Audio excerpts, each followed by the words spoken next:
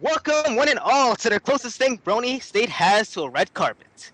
I am your host, Scoot Scootaloo, and with me, we have the cast and creators of Snowdrop, featuring Tay, Yay! MemJ0123, Hello. Anime, Hey. Zedrin, What's up? Jade, Hola. what's that? Rev, Hi. HC, I don't know how to spell your name, Hello. and finally, Hello. Meredith. Hi, guys. Alrighty. So, for the first half of the hour, we're going to kick things off by having an interview with these fine folks. And then, on 8:30, we will continue on to our featured presentation. And then after the film, we're going to play it again, but this time with commentary. Stick around for that. Woo! Now that that's out of the way, let's get cracking.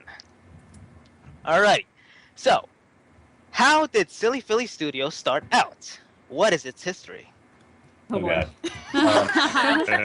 It's crazy. Who wants Okay. to handle this one? A long time ago, in a galaxy far, actually not a faraway galaxy, but there was one of the first movie projects that came out of the fandom was Project Saturation, if anybody remembers that. And at the time, If you don't, we don't blame you. Yeah. Me and my I friend- don't remember it me and my either. friend Jax, we were working with Super Mario Galaxy to try and make an animated movie or even an animated series about kind of like the idea of what if Discord came back and instead of taking away everybody's powers, he basically saturated them. And it was a really cool concept, but we got in way in over our heads. So it probably wasn't going to release. What wound up happening though was some drama wound up coming in through the group, and we wound up splitting up and kind of reforming under Silly Philly Studios. Like I'm not going to get into the drama just because I just want to set that down. Drama. But basically, in short, Project Saturation exploded, and those of us who are here are those who kind of reformed under a new alias, and we decided to just stick around and keep making animations and stuff. And here we are now, a year later. Woo! Alrighty. So, today, we're streaming Snowdrop. So, where did the idea for Snowdrop come from? Meredith? Meredith. Well, Okay, Meredith. Snowdrop came from where most ideas that I come up with that are actually semi-decent come from, and that is absolutely nowhere. I was still in Australia at the time studying abroad, and it was hot as nothing else, and I just remember thinking, it was winter in Australia, and it was still so hot, and I missed snow. And then all of a sudden, this idea popped into my head of how snow was created in Equestria, because we kind of see it in the Sonic Rainboom episode, but we don't really find out much more about it. So I kept thinking, and I wrote the first draft in about a half an hour. And then I put it in the Dropbox for our team, expecting, I just wanted to see, what they would say about it, see if it was even worth continuing. And then everybody liked it, so I kept working on it until it was perfect. Alrighty. So, how is it working in a team?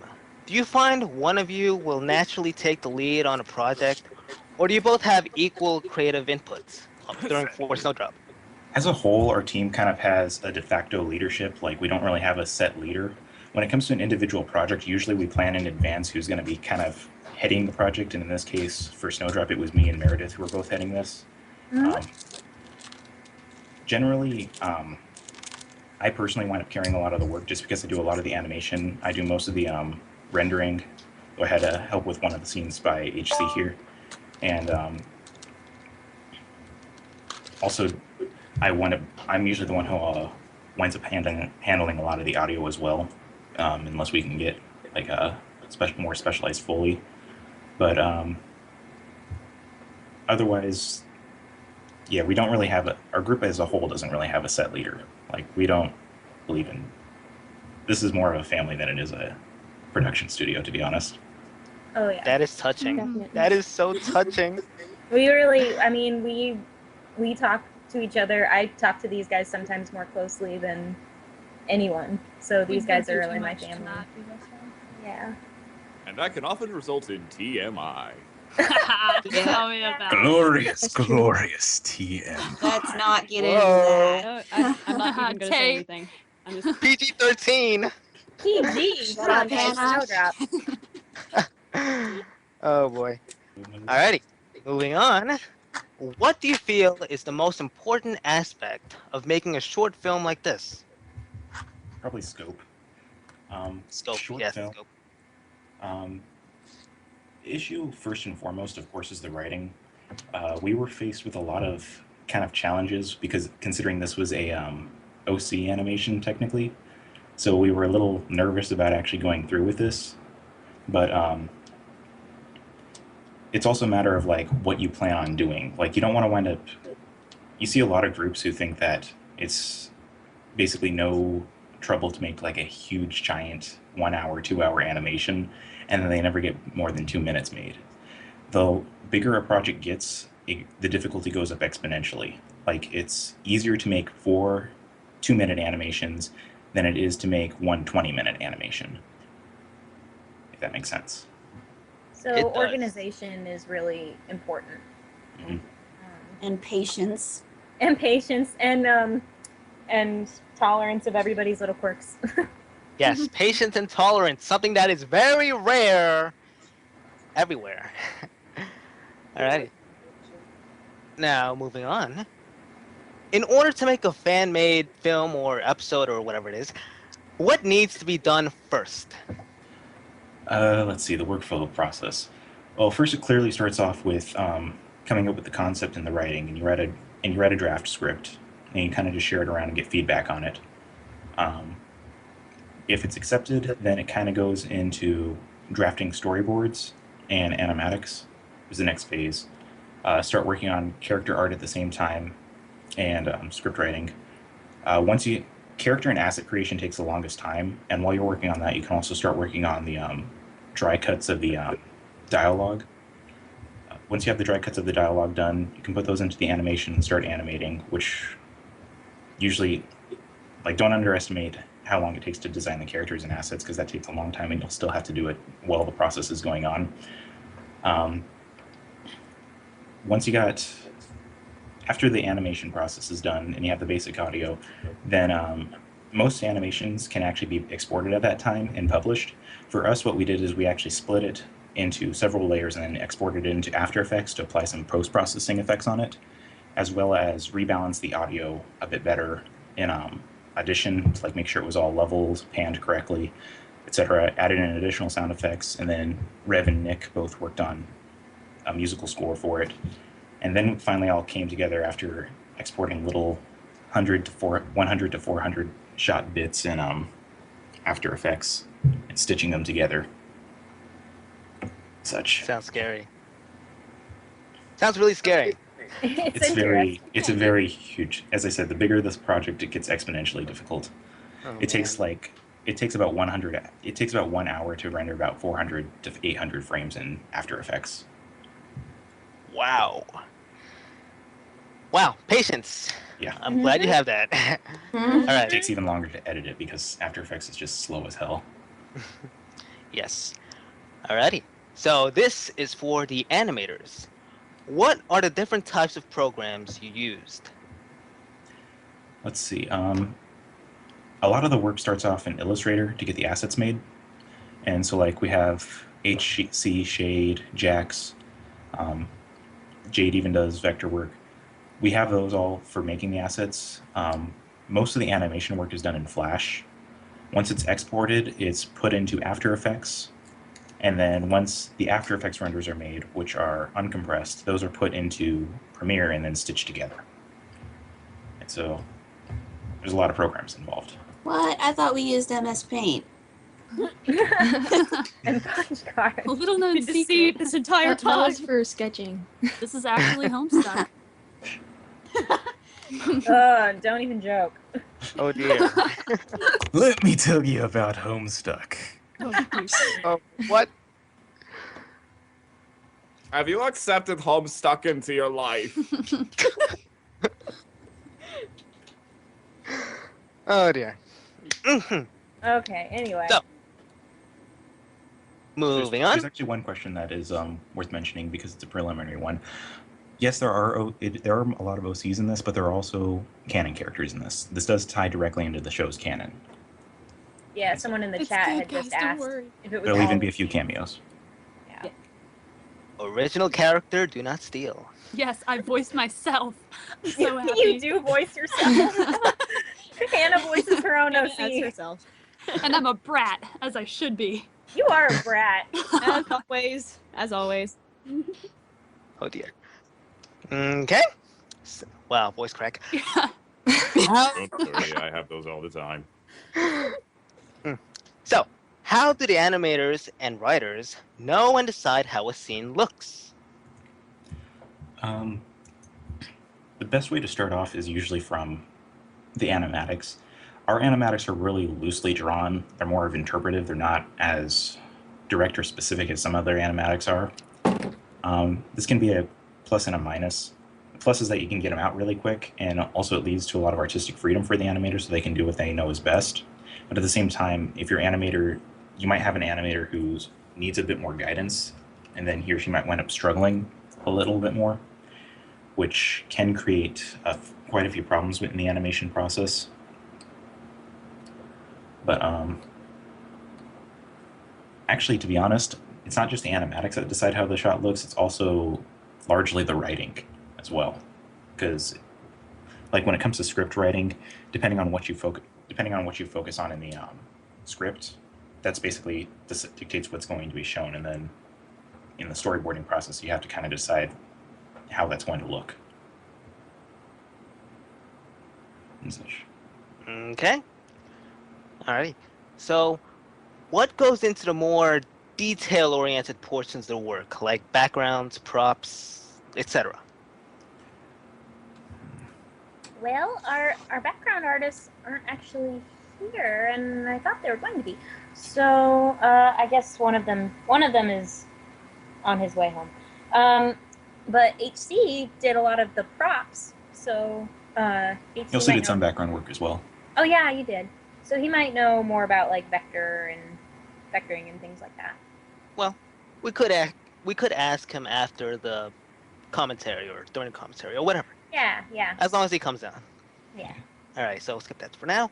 So, what kind of software would you recommend for people starting out in animating? To be honest, there's no such thing as a cheap animation program. There are two free animation softwares which are kind of crappy. They are called Zwivel, or not Zwivel, but Pivot and Pencil. And neither of them are really that good. Pencil seems more frame by frame, but it crashes all the time, more so than Flash. And then Pivot, it's actually really popular among the stick fighting community, but it is insanely limited compared to Flash. I would not recommend trying to animate in After Effects. And After Effects is insanely limited when it comes to animation. I do know that there are some people who manage to do it, such as Two Snacks. However, you're always constrained to like a single angle. Frame by frame stuff is insanely hard, etc. Flash is really the best way to start out. Another option is as well Anime Studio, which isn't too expensive. It's like $70, which is a lot cheaper than Flash. If you want to go fully professional, the recommended software to use is Toon Boom, which is built around frame by frame. But Flash is generally universally accepted, and I really wish that Adobe would actually focus more on the animation aspect of it instead of trying to focus it strictly on development. Flash is complicated. It is complicated. Best thing I can recommend is look around for tutorials. The tutorials that got me started off were actually by Chris O'Neill, the creator of Leo and Satan. He has them on his YouTube channel. Just Google search baby steps in Flash. I'm also going to be making some tutorials before long, and I'm going to be covering over animation techniques, basic navigation in Flash, etc. Once you get started with Flash, it's a lot easier from there. Like getting started and learning how to do the basics of it is really the hardest part. Interesting. Hear that, people? If you want to start a movie, do what this man says. All right. So for yes. All right, so we're halfway through this, and I just want to mention thank you for being so patient. I know you guys are impatient to see some snow fall or drop or whatever it is, but yeah. Alrighty. So for the voice actresses, because the composer is here, I don't think. I am. The composer you is are. here. There you are. All right. So, Hi. what was the process of creating the music for Snowdrop? How did you come up with the themes, and how does someone compose for an animation specifically? Well, I'm going to shoot entirely straight with you. This was my first big songwriting, music writing venture. And, I hadn't taken any classes with it. I hadn't learned much from my piano teacher about it. And so I was just kind of diving in and seeing what I could do with it. And really, sometimes I thought, well, themes don't really come well to me. I'm just going to, try to find some other theme, kind of be derivative of it. But then when I found that I was doing that, it really sucked. And so what the better process was for me was quite literally hunting and pecking on my keyboard. I would just tap out different notes, see, oh, that went pretty well, actually. So I went off of that. The writing process was kind of rough for me because, it was a very new process to me. It was very daunting and emotional, let's say. So I didn't really have everything quite right. Like some places it didn't really fit the mood. Some places it just didn't sound as good because I wasn't quite as acquainted with my music software as I should have been. And so we brought in Nick, or Pony Visation, that's his screen name, isn't it? Yeah, that's his name. Yeah, and he has a lot of experience with that sort of thing. And so he kind of went in and mastered and worked around the stuff that I had already created and, put in a little bit of stuff of his own and, just kind of acted as my producer of sorts. And he made everything sound really good. So, yeah. That's so cool. All right. Moving on. For the voice actresses, what sort of things did you do to get into your individual characters? Oh, who wants to? Meredith, Okay. you should I'd say probably- Meredith starts Yeah, because Meredith. she was Snowdrop in this. Okay. Well, I voiced Snowdrop, which you'll hear her very soon. And it was easy for me to get into Snowdrop's voice because I already kind of knew her. She was in my head. I guess since I wrote her, that made it a little easier. But probably what I did to get into Snowdrop's voice is I remember back when I was a little kid. I'm trying not to spoil anything because I know we haven't seen it yet. But when I was a little kid, I was definitely, I felt like the odd one out a lot. And for different reasons, obviously. But I just kind of brought in that vulnerability to her voice. And I let it go from there. So, For me, I voiced Miss Windith, who's the teacher of the class, I guess. And Meredith we all auditioned within the group for different parts. And Meredith kind of guided us as to what kind of voices she wanted for which characters. And she specifically told me that she was looking forward to hearing my Windith, and I still to this day don't know why. because I knew you could do it. Apparently I could, because I got the part, but it was pretty easy. It's just a little lower than my regular voice and a little more mature, but yeah. Maturity is clearly something hard for Day to handle. One of the youngest members. And she plays the oldest. Yeah, I am Yeah. one of the youngest ones in the group, and yet I'm playing the oldest character. Or, not oldest, because Wisest. There's Celestial yeah, Moon sure, in why there. not? Celestia oldest Moon mortal are in there. character. Let's- Yeah, let's the just- oldest yeah, mortal let's- character. Yeah. Yeah. All right. Oldest mortal character, yes. Okay, so moving on once again. What do you like least about making this project? Least? Well, actually, wait. Were there any other VAs who? Well, we had Oh. Jen and Hannah are in here. Did they leave? Because I didn't No, hear I'm them. still here. Oh, there you Still are. here. Oh my gosh. Why didn't you speak up? Well, anyway, No, go ahead. I'm just a shy person. I'm sorry. Anyway, I play Celestia in Snowdrop. Again, I play Celestia. And I Awesome. play another Philly. I don't think I should reveal who that You is. can go ahead and yet. reveal her name. No, you can tell her. Her name actually isn't stated at all. Her name Yeah. is never stated. So Her name it'll is be Cumulonimbus, I do believe, and she was a fun character to play. She was totally different than what I usually do, and in a much different pitch as well. Did we hurt you? It was heard so your different. voice? Oh my. I know we heard Rev's voice. Rev played an extra, and he had to get Yeah. up there. See, how I got a new character is first I started off with this voice. And then I went up to this voice. Either way, it sounds smexy as hell. Hey, back off. Oh, whoa, whoa. Okay. As for me, I do Luna all the time, so that's not really hard to get into anymore. It's just my voice, but in like a slightly old English accent. But as for my OC, who I also play, who I think her name is Moon Pie this week, kind of changes on a daily basis. Yeah, this week. I like the name Moon Pie. That is hilarious. She's just kind of the brat in the back of the classroom who doesn't want to work with Snowdrop on a group project. And I mean, I love playing mean characters, so that wasn't too hard either. She's just, you'll see. And I That's don't see anyone else. That's all the VAs. That's it.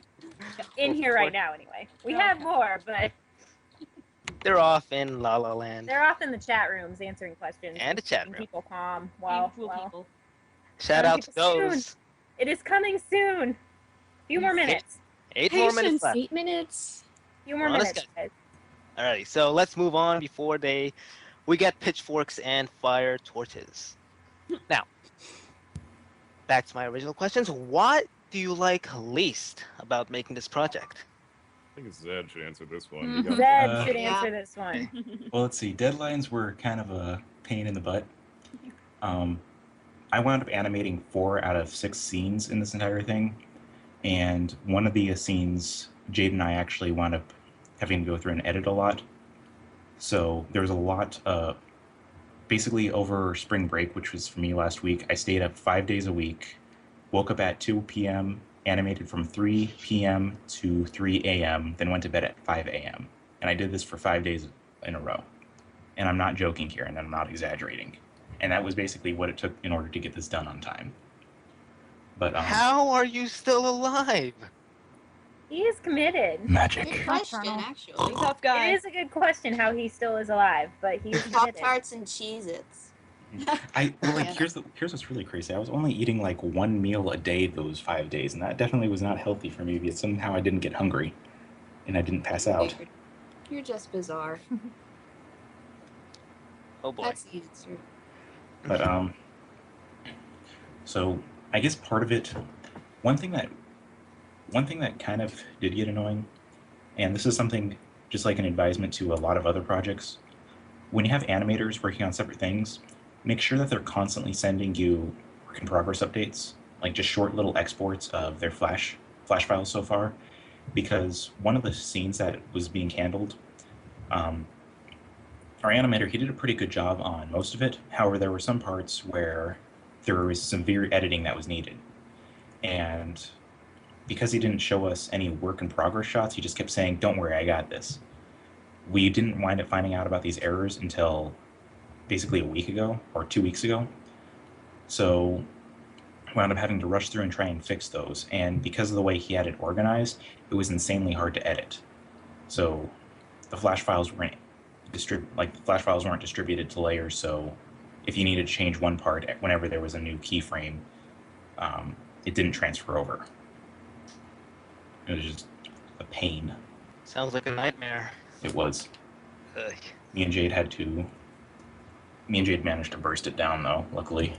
and get that ready in time for exporting. That's what's up. That's what's up. And then also had another one of our animators, Raw Green, who's actually really good with frame-by-frame stuff and actions.